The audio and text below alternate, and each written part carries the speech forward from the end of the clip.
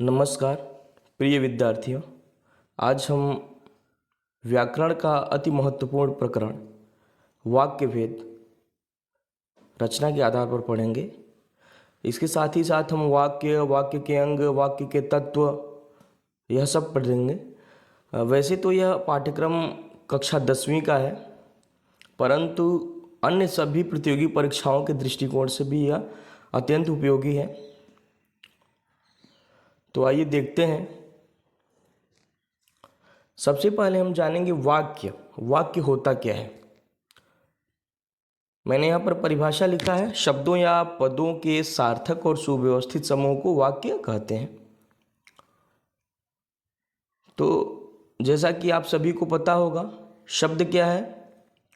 अक्षरों का सार्थक समूह, वर्ण या अक्षरों का सार्थक समूह शब्द कहलाता है। इसी तरह शब्दों का सार्थक और सुव्यवस्थित समूह वाक्य कहलाता है। अब यहाँ पर शब्द और पद मैंने दो चीज़ें लिखी हैं। तो शब्द क्या होता है? जब स्वतंत्र होता है कोई शब्द, जब उसका व्याकरण के नियमानुसार भाषा और वाक्य में प्रयोग नहीं होता है, तो उसे हम शब्द कहते हैं।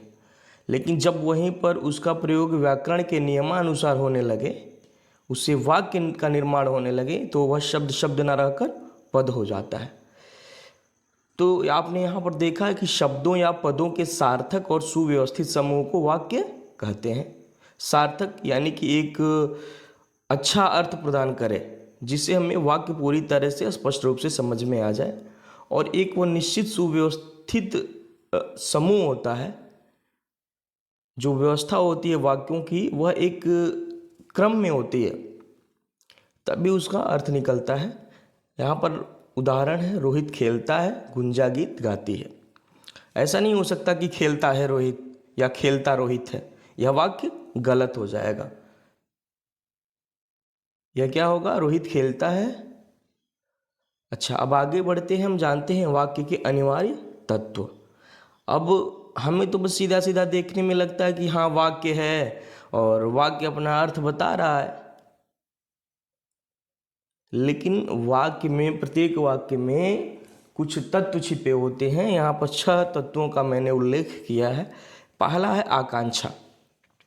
आकांक्षा यानी कि इच्छा, अर्थात एक पद को सुनने के बाद जब दूसरे पद को जानने की इच्छा हो, तो वह आकांक्षा कहलाती है। अर्थात वाक्य की व्यवस्था इस प्रकार होनी चाहिए, वाक्य ऐसा होना चाहिए कि जब एक पद हम सुने वाक्य में, तो हमें दूसरे पद को जानने और सुनने की इच्छा हमारे अंदर प्रकट हो। दूसरा है आसक्ति। आसक्ति का मतलब निकटता या समीपता होता है। वाक्य में निश्चित प्रवाह हेतु प्रयुक्त शब्दों में निकटता का होना बहुत आवश्यक है। ऐसा नहीं हो सकता कि रोहित खेलता है, फिर यह वाक्य टूटा सा लग रहा है कि बीच में कुछ छूट गया है।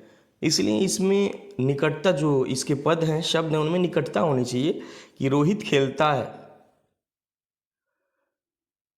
फिर है सार्थकता। वाक्य में सार्थक शब्दों का ही प्रयोग किया जाए ताकि वाक्य के कथन का पूर्ण भाव स्पष्ट हो जाए। अगर एक एक शब्द पद सार्थक होगा, तभी वह एक वाक्य के रूप में अपने पूर्ण अर्थ को प्रदान करेगा। अगला है पदक्रम। पदों का क्रम व्याकरण की दृष्टि से होना चाहिए। जैसे आप इंग्लिश में देखते हैं कि सब्जेक्ट आता है, फिर वर्ब आता है, हेल्पिंग वर्ब आता है, फिर ऑब्जेक्ट आता है। इसी तरह हिंदी में भी व्याकरण व्यवस्था है, उसमें पदक्रम है कि पहले कर्ता आएगा, फिर कर्म आएगा, फिर क्रिया आएगी।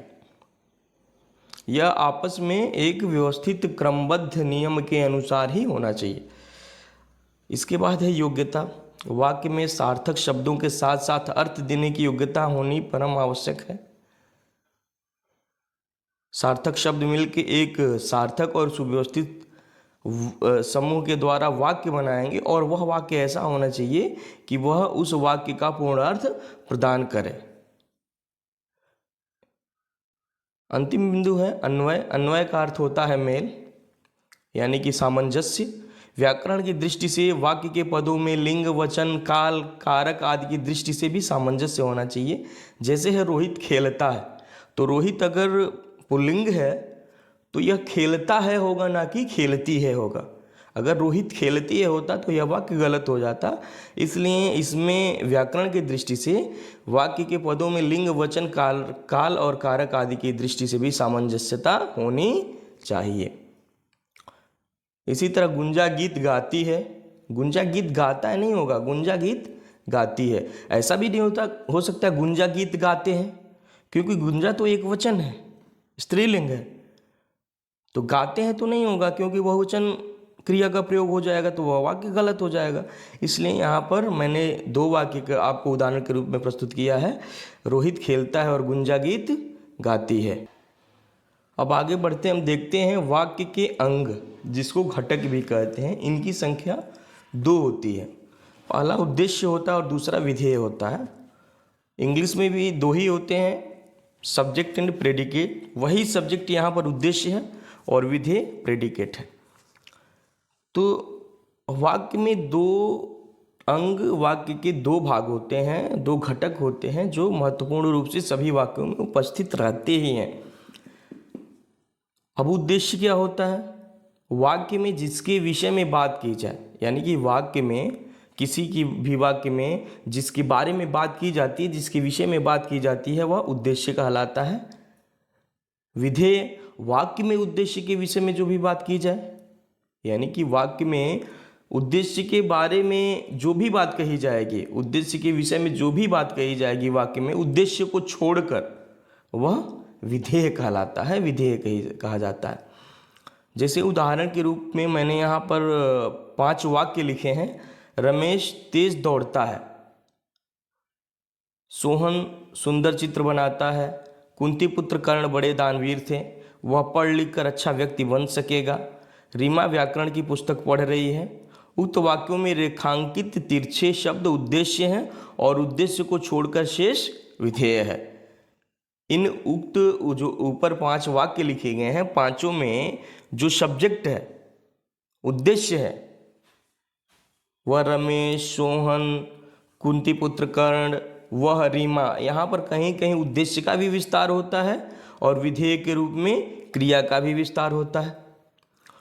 तो उद्देश्य हमेशा कर्ता होता है। अब कर्ता हमेशा वही होता है जो संज्ञा या सर्वनाम हो। तो जो संज्ञा या सर्वनाम वाक्य में कर्ता होगा वही उद्देश्य कहलाएगा, जिसके बारे में वाक्य में बात की जाएगी। और बाकी जो क्रिया का विस्तार होगा, जिसमें कर्म भी आएगा, वह क्या होगा? विधेय होगा। यानी कि वाक्य में उद्देश्य को छोड़कर बाकी जो भी बच जाते हैं वह विधेय कहलाएंगे। ठीक है, अब हम आगे बढ़ते हैं। देखिए, वाक्य के भेद 2 आधार पर होते हैं। एक तो होता है अर्थ के आधार पर, जो CBSE NCERT की कक्षा 9th के सिलेबस में है, और दूसरा होता है रचना के आधार पर, जो कक्षा 10वीं के पाठ्यक्रम में है। और यह परीक्षा के दृष्टिकोण से, और केवल कक्षा 10वीं के लिए नहीं, अन्य प्रतियोगी परीक्षाओं के लिए भी अत्यंत महत्वपूर्ण है। रचना के आधार पर वाक्य के 3 भेद होते हैं।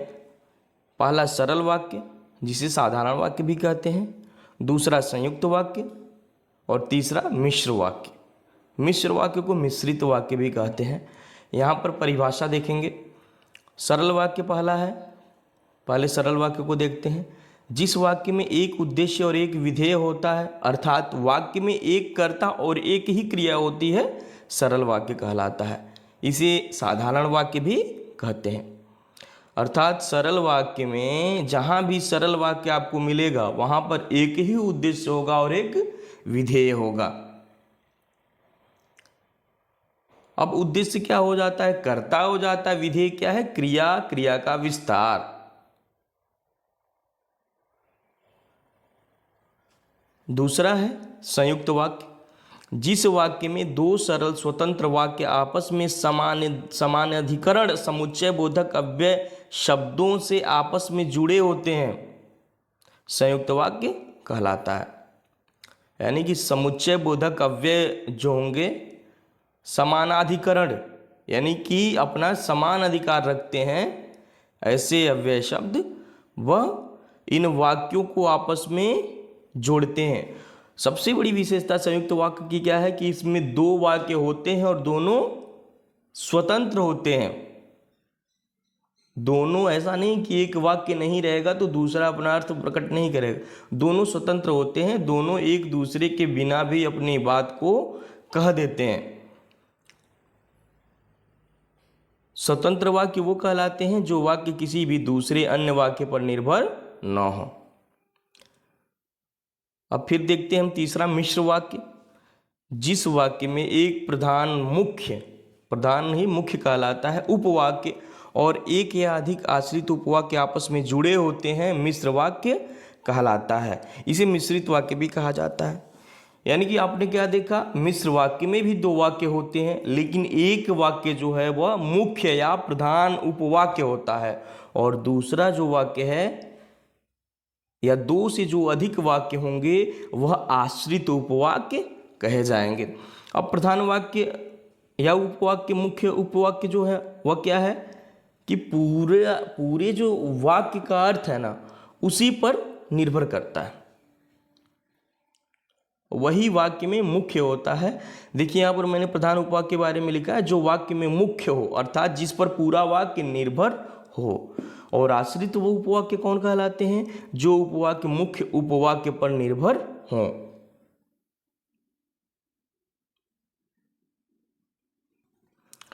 आइए अब हम सरल वाक्य, संयुक्त वाक्य और मिश्र वाक्य को विस्तार से देखें, उदाहरण के माध्यम से समझें। पहला है सरल वाक्य। सरल वाक्य का पहचान है एक कर्ता और एक ही क्रिया, अर्थात एक उद्देश्य और एक विधेय। यहाँ पर कुछ उदाहरण हैं, जैसे आंधी चल रही है, बच्चे क्रिकेट खेल रहे हैं, नेहा गर्मी की छुट्टियों में शिमला गई, सोमवार को हम भी घूमने जाएंगे, सूर्यास्त होते ही अंधेरा छा गया। यह क्या है, सरल वाक्य है। इसमें एक ही उद्देश्य है और एक ही विधेय है। अब आगे बढ़ते हैं। दूसरा संयुक्त वाक्य। इसकी पहचान है दो स्वतंत्र वाक्य होंगे या उपवाक्य होंगे और दोनों वाक्यों उपवाक्यों के मध्य समानाधिकरण संबंध होगा। यानी कि समानाधिकरण समुच्चय बोधक अव्यय शब्दों का प्रयोग हुआ होगा। यह उपवाक्य होते हुए भी पूर्ण वाक्यार्थ को प्रकट करते हैं। अब यहाँ पर हम कुछ देख लेते हैं कि ऐसे कौन से समानाधिकरण शब्द, समुच्चय बोधक शब्द हैं जो इन वाक्यों में उपस्थित रहते हैं कि इन शब्दों को देख के ही हमें पता चल जाए कि यह संयुक्त वाक्य है। पहला है संयोजक। अब संयोजक समुच्चय बोधक जो शब्द हैं क्या है, और, तथा, व, एवं। इसी तरह वियोजक या विकल्प सूचक है, या, अथवा, चाहे। विभाजक या विरोध सूचक है, लेकिन, किंतु, परंतु, पर, मगर, वरन, अपितु। परिणाम बोधक है, इसलिए, अतः, अतएव, फलस्वरूप, परिणाम स्वरूप। यहाँ पर उदाहरण देखेंगे। पहला है रोहन विद्यालय गया और पढ़कर आया। अब यहाँ पर देखिए, रोहन विद्यालय गया और जो शब्द है वो क्या है, संयोजक शब्द है। पढ़कर आया दूसरा है। आप घर पर जाइए तथा बात कीजिए। आप घर पर जाइए तथा मैं बार बार बोल रहा हूँ, बात कीजिए। पहले वाक्य में आपने देखा और दूसरे में तथा। तीसरा वाक्य है वर्षा समीर बीमार था इसलिए घूमने नहीं गया। माफ़ कीजिएगा, यहाँ पे वर्षा गलती से लिख गया है, आप इसको छोड़ देंगे, आप इस पे देखेंगे समीर बीमार था इसलिए घूमने नहीं गया। वाक्य है समीर बीमार था इसलिए घूमने नहीं गया, इसलिए आ गया। चौथा है आंधी आई लेकिन बारिश नहीं हुई, लेकिन शब्द आ गया। जो विभाजक या विरोध सूचक है। वह निर्धन है परंतु ईमानदार है, परंतु उसने मेहनत किया या दिखावा किया, यानी कि जब दो स्वतंत्र उपवाक्य आपस में किसी समानाधिकरण समुच्चय बोधक अव्यय शब्दों से जुड़े होते हैं तो हम उनको संयुक्त वाक्य कहते हैं। आपने यहाँ पर देखा और, तथा, इसलिए, लेकिन, परंतु, या, इस प्रकार के शब्द आए, हमें तुरंत ही जान लेना चाहिए कि यह संयुक्त वाक्य ही हैं। अब हम देखते हैं मिश्रित या मिश्र उपवाक्य। इसकी पहचान क्या है? इसमें दो या अधिक उपवाक्य होंगे। अब एक मुख्य उपवाक्य या प्रधान उपवाक्य होगा और एक या अधिक आश्रित उपवाक्य होंगे। इनके बीच में जो शब्द आएंगे या पहले आएंगे वो शब्द होंगे जिससे इनकी पहचान होगी कि, जो, जिसने, जिसे, जिनका, जैसे, जहाँ, जिन्होंने, जब, तब, ज्यों त्यों, जैसे तैसे, जितना उतना, यहाँ वहाँ, जहाँ वहाँ, यदि तो, यद्यपि, तथापि। अगर इस प्रकार के शब्द आए तो आप निसंदेह यह समझेंगे कि यह मिश्रित या मिश्र वाक्य ही है। जैसे उदाहरण के रूप में यहाँ पर कुछ वाक्य रखे गए हैं। पहला है, मैं चाहता हूँ कि तुम कक्षा में प्रथम आओ। मैं चाहता हूँ कि तुम कक्षा में प्रथम आओ। दूसरा है, ऐसा लगता है कि महंगाई कम होगी। ऐसा लगता है कि महंगाई कम होगी। देखिए इन दोनों वाक्यों में कि आया है तो हमें यह पता हो जाना चाहिए कि यह मिश्र या मिश्रित उपवाक्य ही, मिश्र या मिश्रित वाक्य ही है। तीसरा है, जो छात्र पढ़ता है वही सफल होता है। जो छात्र पढ़ता है वही सफल होता है। जिसे आप बुला रहे हैं वह तो नहीं सुनता है। जो, जिसे। पांचवा, यदि आंधी आई तो बारिश होगी। यदि आंधी आई तो बारिश होगी। जैसा करोगे वैसा भरोगे। जैसा के साथ वैसा, यदि के साथ तो। जब मैं स्टेशन पर पहुंचा तब गाड़ी जा चुकी थी। जब के साथ तब। अगर इस तरह के शब्द आपको देखने को मिल जाए तो आप यह समझेंगे कि यह मिश्र या मिश्रित वाक्य ही है। अब हम देखेंगे कि यहाँ पर मिश्र या मिश्रित जो उपवाक्य हैं, वाक्य हैं, मिश्र या मिश्रित वाक्य हैं, उसमें भी आश्रित उपवाक्य के 3 प्रकार होते हैं। उसमें भी आश्रित उपवाक्य के 3 प्रकार होते हैं। आइए हम थोड़ा उनको विस्तार से देखते हैं। देखिए वो आश्रित उपवाक्य के प्रकार 3 है। पहला है संज्ञा आश्रित उपवाक्य, दूसरा है विशेषण आश्रित उपवाक्य और तीसरा है क्रिया विशेषण आश्रित उपवाक्य। सर्वप्रथम पहले को देखते हैं। मुख्य उपवाक्य के किसी संज्ञा पद के स्थान पर आने वाला उपवाक्य, अर्थात जो उपवाक्य वाक्य में संज्ञा का कार्य करते हैं, संज्ञा आश्रित उपवाक्य कहलाते हैं। यह उपवाक्य क्या का उत्तर प्रदान करता है, यानी कि वाक्य में हमेशा यह उपवाक्य मुख्य उपवाक्य का क्या का उत्तर प्रदान करता है। इसकी पहचान है, ये प्रायः कि से आरंभ करते हैं। जहाँ से वाक्य में कि आएगा आप समझिएगा कि उसके बाद वाला संज्ञा आश्रित उपवाक्य है। जैसे यहाँ पर कुछ उदाहरण है। रौनक ने बोला कि मैं कल आऊँगा। तो यहाँ पर रौनक ने बोला, क्या बोला? कि मैं कल आऊँगा। क्या का उत्तर मिल गया हमें। दूसरा वाक्य है, ऐसा लगता है कि कल बारिश होगी। ऐसा लगता है कि कल बारिश होगी। क्या लगता है? कि कल बारिश होगी। तीसरा, मुझे विश्वास है कि मैं कक्षा में प्रथम आऊँगा। क्या विश्वास है? मुझे विश्वास है कि मैं कक्षा में प्रथम आऊँगा। आप यहाँ पर क्या देख रहे हैं? यह उपवाक्य जो है वाक्य में संज्ञा का कार्य कर रहे हैं। अब दूसरा विशेषण आश्रित उपवाक्य के बारे में देखते हैं। मुख्य उपवाक्य के किसी संज्ञा या सर्वनाम की विशेषता बताने वाले उपवाक्य विशेषण आश्रित उपवाक्य कहलाते हैं। यह उपवाक्य कौन, किसे, किन्हें का उत्तर देता है। यह वाक्य के प्रारंभ या अंत में कहीं भी आ सकता है। ध्यान से समझिएगा। मुख्य उपवाक्य के किसी संज्ञा या सर्वनाम की विशेषता बताने वाले जो आश्रित उपवाक्य होंगे वह विशेषण आश्रित उपवाक्य कहे जाएंगे। जैसे वह पुस्तक कहाँ है जो कल आप लाए थे, तो जो कल आप लाए थे, जो कल आप लाए थे, यह क्या हो जाएगा, विशेषण आश्रित उपवाक्य होगा। अब कौन सी पुस्तक कहाँ है, वही जो कल आप लाए थे। दूसरा है यह वही व्यक्ति है जिसे मैंने कल देखा था। कौन व्यक्ति है, जिसे मैंने कल देखा था। तीसरा, जो व्यक्ति पीठ पीछे बुराई करता है वह किसी का मित्र नहीं होता।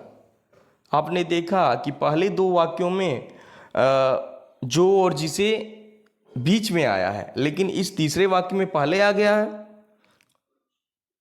लेकिन वाक्य की शुरुआत अगर इन शब्दों से होगी, जो, जिसे, जैसा, जिसका, जिन्होंने, जिन्हें, तो आप उसी को आश्रित उपवाक्य, विशेषण आश्रित उपवाक्य मानेंगे। चौथा उदाहरण है, जिन्हें सफल होना होता है वह अवश्य परिश्रम करते हैं। जिन्हें सफल होना होता है, किन्हें, जिन्हें सफल होना होता है। तो हमें किस किस का उत्तर प्रदान कर रहा है, कौन, किसे, किन्हें का। तीसरा देखते हैं, क्रिया विशेषण आश्रित उपवाक्य। अब इसमें क्या है, मुख्य उपवाक्य की क्रिया के संबंध में किसी भी प्रकार की सूचना देने वाले उपवाक्य, अर्थात मुख्य उपवाक्य के क्रिया की विशेषता बताने वाले उपवाक्य विशेषण आश्रित उपवाक्य कहलाते हैं, क्रिया विशेषण आश्रित उपवाक्य कहलाते हैं। एक बार फिर से देखते हैं, मुख्य उपवाक्य की क्रिया के संबंध में किसी भी प्रकार की सूचना देने वाले उपवाक्य, अर्थात मुख्य उपवाक्य की क्रिया की विशेषता बताने वाले जो आश्रित उपवाक्य होते हैं वह क्रिया विशेषण आश्रित उपवाक्य कहलाते हैं। जैसे यदि वह पढ़ लेता तो अवश्य ही सफल हो जाता। यदि वह पढ़ लेता तो अवश्य ही सफल हो जाता। अब इसमें क्या है, यदि के साथ तो, यदि वह पढ़ लेता। दूसरा है, जैसे ही घंटी बजी वैसे ही प्रार्थना शुरू हो गई। जैसे ही घंटी बजी वैसे ही, जैसे वैसे, जैसे ही घंटी बजी वैसे ही प्रार्थना शुरू हो गई। ज्यों ही आंधी चली त्यों ही पानी बरसने लगा। ज्यों के साथ त्यों, जहां तुम रहते हो वहीं मैं रहता हूं। जहां तुम रहते हो वहीं मैं रहता हूं, जहां के साथ वहीं, जहां के साथ तहां भी आ सकता है, वहां भी आ सकता है। ठीक है। इस प्रकार हमने आज वाक्य, वाक्य के अंग, वाक्य के तत्व, वाक्य के प्रकार रचना के आधार पर, जिसमें मुख्य 3 प्रकार, सरल या साधारण वाक्य, संयुक्त वाक्य और मिश्र या मिश्रित उपवाक्य देखा। यहाँ पर हमने स्वतंत्र वाक्य, उपवाक्य और आश्रित उपवाक्य के बारे में भी समझा। यहाँ पर हमने आश्रित उपवाक्य के जो विशेष 3 प्रकार हैं उनके बारे में भी जाना। अब हम इस प्रकरण को यही समाप्त करते हैं। धन्यवाद। कृपया चैनल को सब्सक्राइब करें, दूसरों को भी शेयर करें, जिससे सभी विद्यार्थी, प्रतियोगी परीक्षार्थी इससे लाभान्वित हो सकें। यदि किसी भी प्रकार का सुझाव हो तो कमेंट बॉक्स में अवश्य लिखें। आगामी वीडियो की प्रतीक्षा करें। धन्यवाद। नमस्कार।